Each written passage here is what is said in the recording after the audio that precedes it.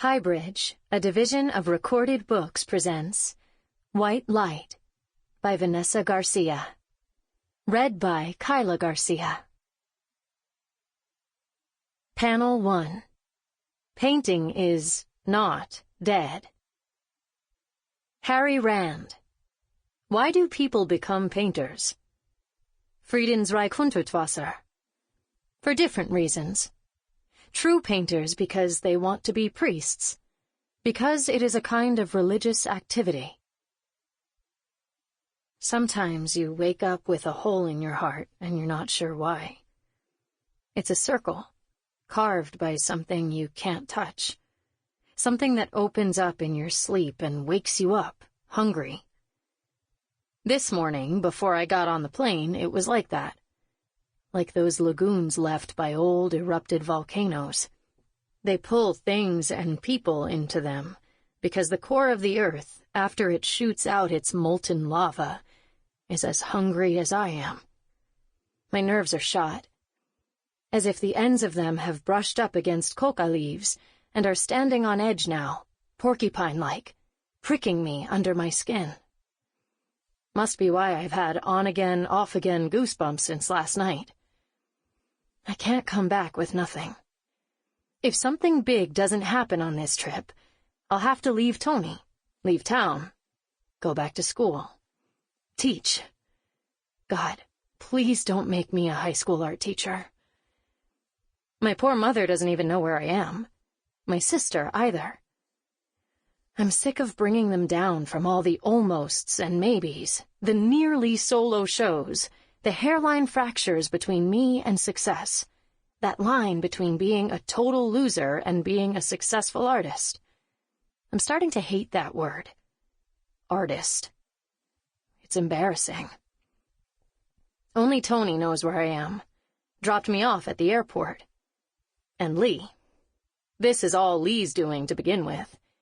She said we could settle it over the phone if I really couldn't make it. But I knew what that meant. Another artist would eat smashed, stepped-on black gum off the subway platform for the chance. Chew and swallow and smile. That's how Lee is. She always makes sure her subliminals are obvious. She's also totally old school. Been like that from the start.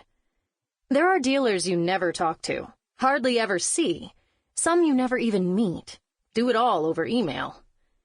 But Lee's different. She likes setting up coffees and cocktails and power brunches, all of which is why I said I'd go, come up to New York, see what she wanted. That, and she was paying for my ticket. I didn't want to risk it. Didn't want me not flying up to be the reason why it didn't happen. Whatever it was. She wasn't very clear. All she said was, if you get your painter ass up here, it could change your life. And my life needs some change, in every sense of the word. In my pockets, definitely. So here I am, pulling my orange backpack from my shoulders, up and into the overhead bin. I got the backpack in Amsterdam a while ago. It gives me a feeling of satisfaction and loserhood at the same time. Satisfaction because it's been so many places with me. Makes me feel like I know something about the world. Loserhood because it's also the backpack that served to bring home every painting I failed to sell. A few years ago, I decided to submit work to a bunch of group shows outside Miami and New York, because Miami and New York kept shafting me. And one after another, galleries in Barcelona, Amsterdam, Santo Domingo, and San Francisco chose me for their juried group shows. The elation at any kind of invitation covered up the fact that I had to hit each country on my own dime and lug back out whatever I didn't sell, which was everything. Which equals loserhood. I was trying to convince Tony it was an investment, a building of my CV, but I could tell what he was thinking. She's never going to make it.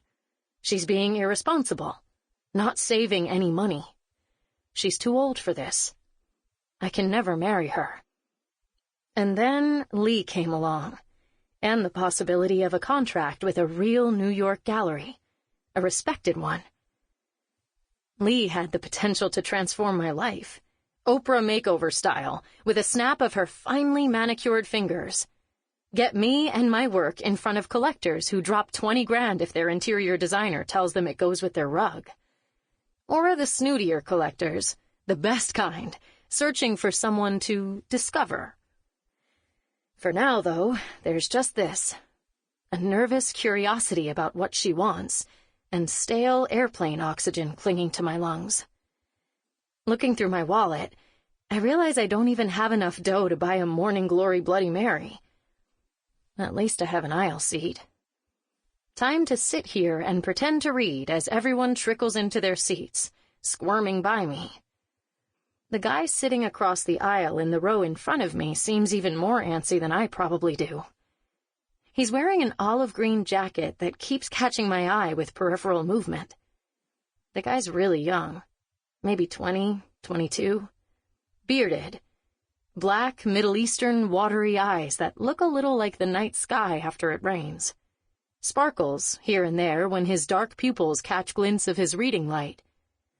If he weren't such a live wire, he'd be kind of handsome. I look down at my art in America. Ignore him. Try to, anyway.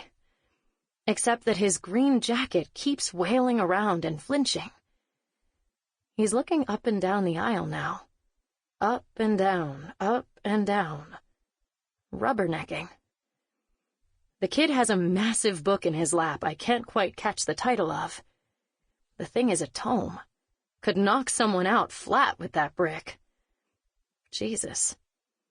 I hope it's not the Quran. He gets up and goes to the bathroom at the front of the plane. Sits down. Then goes to the bathroom again. This time at the back of the plane. We're about to take off. The flight attendant leads him back to his seat. I put away my magazine, and I realize that all of a sudden I'm nervous about this guy. Maybe it's because he's wearing that jacket and I'm Cuban-American, and anything that resembles green fatigues does something to my psyche. Maybe it's something else. The slant of his eyes. What's he doing? He sits down again. Gets back up. The flight attendant comes by and asks him to sit still, to please buckle up. We're reminded over the loudspeaker to please make sure all electronic devices are turned off. I check my phone. The kid's leg starts to shake. The guy next to me taps me on my knee, a suit, Wall Street Journal in hand. "What's wrong with that guy?" he asks.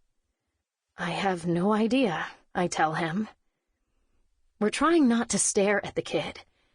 The suit folds his Wall Street Journal until it crumples into a pocket of news that's already old and expired, gaining obsolescence by the half-second.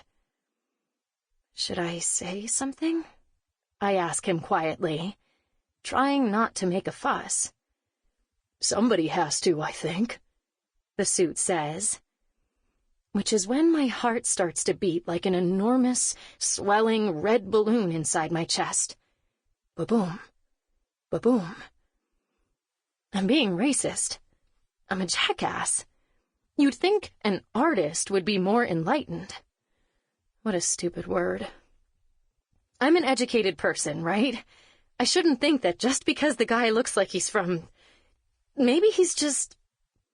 The kid gets up again, stands in the middle of the aisle, sits back down.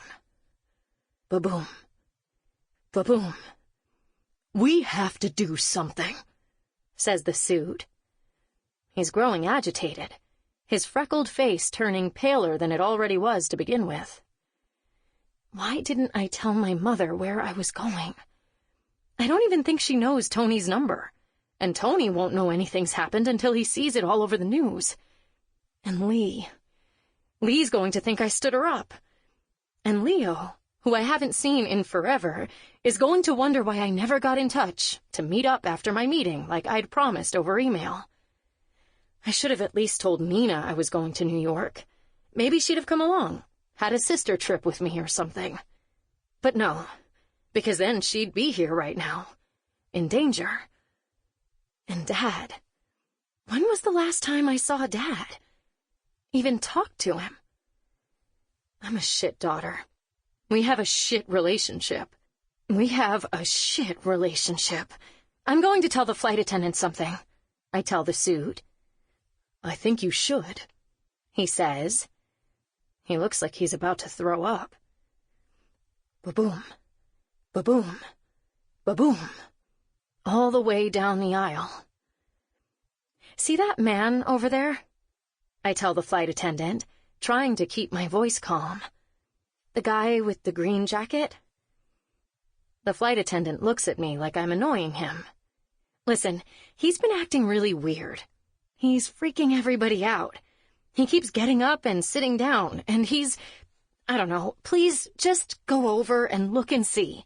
You'll see he's acting very strangely. Well, he's definitely freaking you out, miss, he says, continuing to prep the drink card. We'll see what we can do.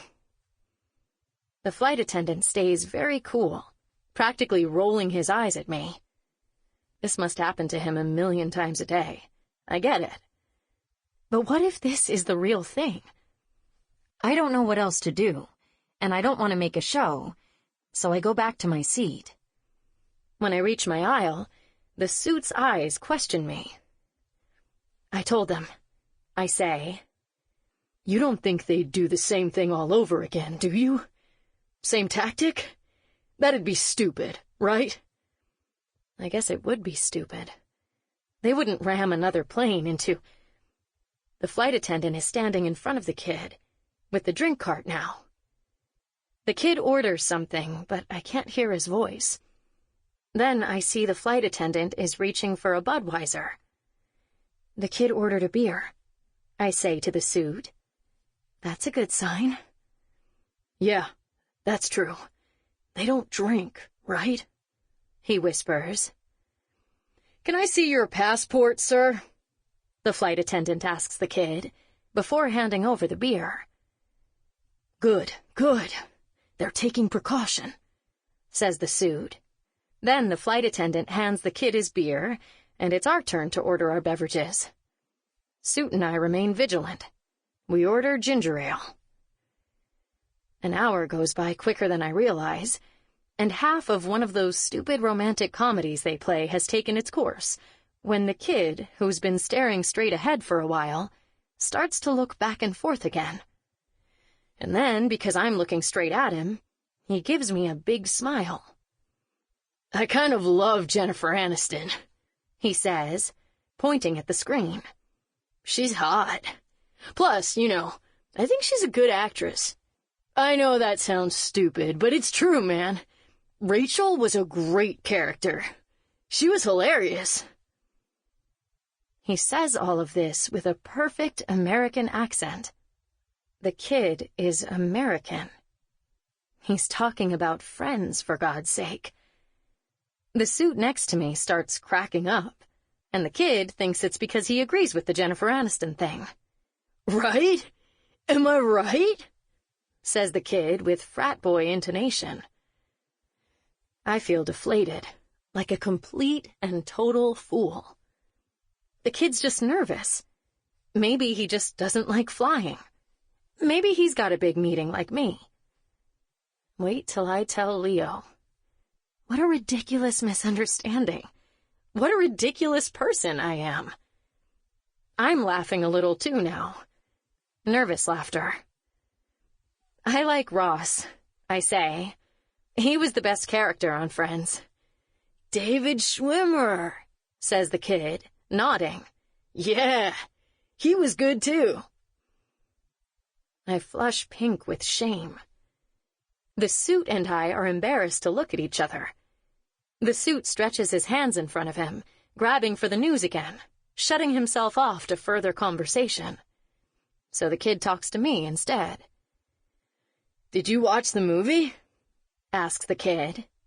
No, I've been trying to avoid them lately, because I overreact, I say, fumbling through the words a little, but trying to be cool. You know what they say about planes, that you cry more and laugh more. I get hysterical, especially if I drink wine. Then I know it's the end. Something to do with... I can't remember totally. but something about the oxygen level or disorientation, or just plain nerves, man, he says, chortling. Ha! I punned. A statement that makes me realize the kid's in college, probably a freshman, and that the book he had on his lap earlier was probably some Russian novel he's been assigned, or a massive chemistry textbook. No, seriously, he continues. It's scary to fly now. I spaz out. And it's not like the stewardesses are hot anymore either. The one that came by earlier hasn't shaved her legs in, months. Scruffy. Girls at school are like that, too. I don't get it. Feminism, I say. I guess. I smile, and not sure what to follow with, I start to stand, deciding I should pretend to go to the bathroom, even though I could have probably waited until we landed. I kick myself all the way to the bathroom, feeling dumb for my fear, sad about it even, regretting all those hours of CNN, and, just to get the other side of things, Fox. All those traffic jams filled with NPR streaming on the car radio, reminding us that there are still terrorist operatives living and learning inside and outside the country. Red alerts, orange alerts, yellow alerts. Take off your shoes, lift up your hands, x-ray, scan, search, bend over. Better safe than sorry, robotically looping in everyone's mind like neon ticker tape flashing headline news. By the time I get back from the bathroom, after standing in line 15 minutes, the kid is fast asleep, mouth wide open, hands folded on his lap. The suit is, too. Both of them, sound asleep. Suit's even snoring a little. Soon enough, we're zooming in on the city from 10,000 feet in the air. Looking down at all those street grids, I feel calmer. Less heart-punching ba-boom. But I still feel the hole in my heart from this morning. That hasn't changed. An hour ago, I thought I was going to die, and now I'm pretty sure I'm going to live to see another day. But the hole's still there. There's no sense of real relief in that department, which is desperately unsettling. What's wrong with me? There it is, spread out before me, the free fall between me and the messy muck of being in the city again. I hate New York, because when you're there, inside the grid, you can't see the whole picture, just what lies in front of you. You can get lost. Not like painting, where whether you're inspired to the point of bliss or you think you're losing control, the canvas is always there. Whole in front of you like a map, and you're the one drawing lines of perspective. You can always find your way out. That's the power of painting. Landing in LaGuardia all alone. It's cold for September. I try not to look at the suit or the kid I took for a terrorist as I brush by everyone on my way out of the plane. I go straight. Follow the signs to the exit, out the door, onto the glittery sidewalk. I forgot what this felt like. The sharp, invisible burn through your clothes, going straight for the bone.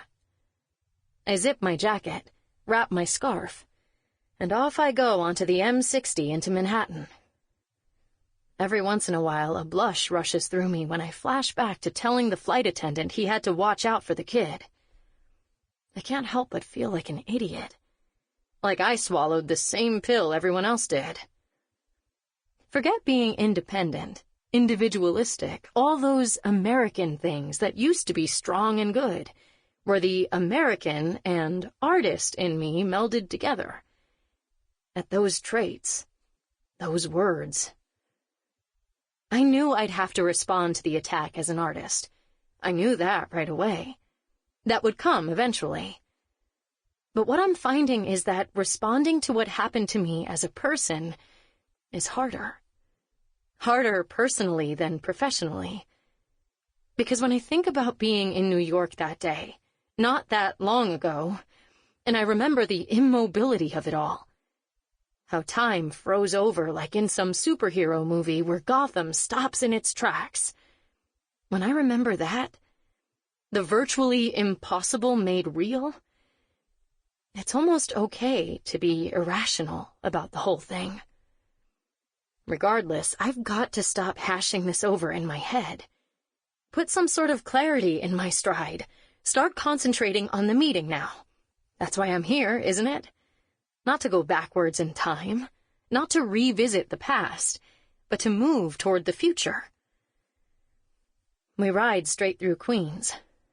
The houses with Christmas lights still on, even in September. Nothing's changed. Strolling through Harlem, an Old Navy now near the Apollo, and then there I am on 110th Street, getting on the subway, on my way to Chelsea to see Lee. On the subway, I recognize the same homeless people from when I used to live here, mad with the loneliness of this jam-packed, city-slicked Manhattan freak show. Here, nobody cares if your mind's cohesion is coming apart like the spine glue of an old book. Now I remember why I left on that 6-month break 3 years ago and never came back. You know you have to leave when the bums start talking to you. Usually they talk to themselves, and occasionally to each other, but sometimes they find a twin soul on the subway. And when that soul started to be mine, that scared me more than anything in the world. In the early days, it was okay. I was a wanderer, and the village was the shell I could bring to my ear, listening there to the whole of the ocean. But all that changed. Soon it was 2000, and I was living in Washington Heights. And then it was 2001. 7 years in New York had taken the wind out of me. I was sandwiched between drunks and immigrants without hope, people who had all sorts of things wrong with them, from the rich to the ditch of poverty. And suddenly the idyllic landscape of Bohemia turned to Gotham, as the world went up in smoke, and buildings got blown down like they were paper models in a college architecture class. Shock. And all I wanted was some fruit, some hope, the sweet juice of paradise trickling down my chin. But nowhere in this whole damned wasteland could I find an orange. And soon September turned to winter, and the world collected more disorder. And though the broken glass and paper eventually got picked up, the blizzards blew, and I couldn't take it anymore. Funny how the past rushes by you while you're on the train. 23rd Street stop now. Chelsea. Out of the subway. And air. My phone ringing 3 paces into the cold. Gordita. It's Tony. He's calling. I can't believe it. He's never done this before while I'm away. It's like he prefers to completely disconnect, which always makes me feel abandoned. We had a big fight about it before I left. I brought up marriage, how much I wanted it, and he brought up how much he just didn't feel it, wasn't sure it was in the cards for him. He thinks it's because I'm jealous or insecure that I want him to call me while I'm away. But it's not that. I just like to know I have roots in people. Lately, I've been feeling like Tony could just disappear one day. He doesn't kiss me the same way he used to. And I'm scared he doesn't get the ups and downs that go with real growth. That he'll just leave on a down, in search of another up with somebody else. Hola, mi amor, I say. ¿Cómo estás? Are you going to the meeting now? Yes, right now. My voice is breathy as I walk briskly toward the gallery, which is almost in sight. I think about telling him about the plane incident, but I decide not to. Better to just keep moving. Suerte, gordita. Thanks, mi amor. And you? How's everything down there? Good, good. Everything is good. Same old, making money. And then, as if to add a little spice, "I'm going sailing later." "I'm jealous. Tell the captain I send my love." The captain, who introduced us, a 70-year-old Egyptian with a PhD in some kind of plant study or another, and a love for the sea. One day at an opening, that was it. "Veronica, this is Tony. Tony, Veronica. He asked me about you, but I told him that you were away." I'm sure he likes it this way better anyway. Just the boys. "Maybe. But when you come back, we should go together." That would be nice. It's been a while. I think of Tony on the sea, how he loves it. It's a false sense of freedom he has on that boat. And really, that's the big difference between us. My freedom is real, somewhere inside me, not linked to motion or to a boat, or some pretend adventure. Or maybe I'm just kidding myself. Tony doesn't like roots, doesn't think he needs to be watered. In fact, I don't think he thinks of himself as a plant at all. "I'm sort of nervous," I tell him. "Dale, you're going to be great, gordita. Dale." Tony's trying to be supportive, I can tell. Usually he thinks these trips are nonsense.